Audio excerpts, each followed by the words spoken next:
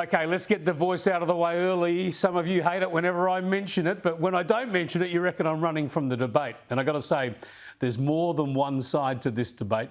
That's a simple fact. As soon as the coalition decided to oppose the voice, campaign for the no case, it was going to be extremely difficult for the referendum to win, for it to get up. That's what history and common sense tell us. But the data is in now when it comes to voting trends. They've been evident for some time, but now they're reaching really alarming levels for voice advocates. News Polls, the most important polling in the country, and it's now confirmed a steady national decline with just 41% support now. More people say they'll vote no than yes. And the fall is especially strong in the regions and with women. But when it comes to the regions, that might not be so surprising because the voice has been successfully characterised as a woke issue, a fashionable issue for the elites. That sentiment has been cleverly expressed here, as ever, by Johannes Leek, with the Yes campaigners saying they're ahead in Brunswick, West End and as far out as Marrickville, referencing trendy inner city suburbs of Melbourne, Brisbane and Sydney. The response from colleagues, and they reckon we're not getting any traction in the regions. Yeah, there's a bit of truth in that. And it shows how effective the criticism of the voice has been. Not accurate, mind you, but effective, because opponents have been calling it the Canberra voice, the voice of the inner city elites, when that's entirely the opposite of the reality. The voice is all about grassroots Indigenous representation, the sort we've not seen before and which all sides of politics, in their different ways, have said is needed. The falling support from women might be more a reflection of cost of living issues and this line of attack, which is becoming increasingly common.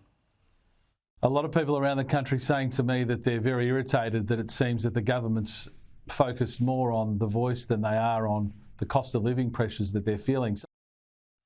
Yeah, that's good politicking. That's the sort of effective oppositionist political attack you get when there's a partisan divide on this issue. And it's true, people want governments to be focused on their top priorities right now, even though the voice is, of course, a longer-term historic decision that should not be diminished by the transient politics of the day. The important point about the voice now is that these numbers are so bad, those polling numbers are so bad, that only one of two things can really happen if this thing is to be rescued. One is the Yes case could finally get its act together, put some momentum into their campaign, stop criticising their opponents and just start putting more information into the debate and turn the whole discussion around. Now, that's a long shot. It would have to be one hell of a turnaround because all the pollsters tell us, they always say, the trend is your friend, and the trend so far has been all with the No campaign. Yeah, there are a lot of furphies being put about by opponents, there's no doubt about that, but the answer to that is not to attack the people, but to put the facts out there, including more detail about how the voice will operate. The Yes case needs to explain the very basics.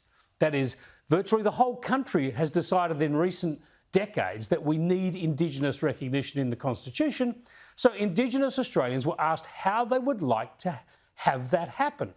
All sorts of ideas were raised and ruled out, and Indigenous people eventually settled on the compromise that we don't want just symbolism, they said. We want recognition that might deliver some practical ideas to close the gap. So how about you recognise us by giving us a non-binding voice? It's not about race, it's not about division, and it's not some massive constitutional risk. It's about recognition, unity, and hopefully helping to close the gap.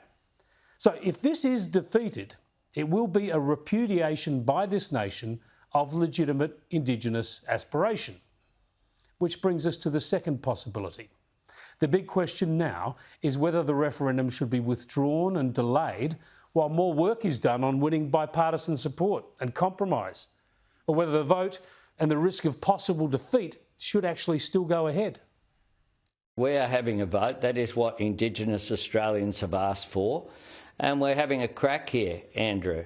And Australians, until they actually focus on the campaign, I have faith in the Australian people and that they know that we need to do better.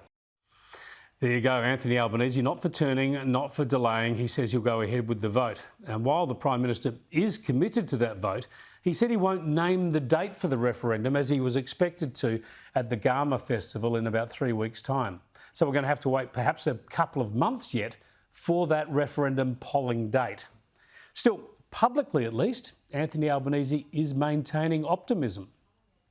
The yes case is very strong, it's clear, and when people focus on the words that are actually in the referendum change and what the question will be about, which is about recognition and about listening in order to get better outcomes for Indigenous Australians, I'm confident that a majority of Australians in a majority of states will vote yes.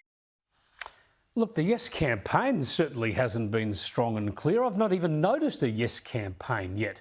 I've not seen any impassioned advocacy from Labor ministers or their Liberal supporters or just about anybody else. Only the No campaign has been active in the public debate. Unless the Yes side really ramps up their advocacy, this could end up being a really divisive episode that just sets reconciliation backwards a decade or more.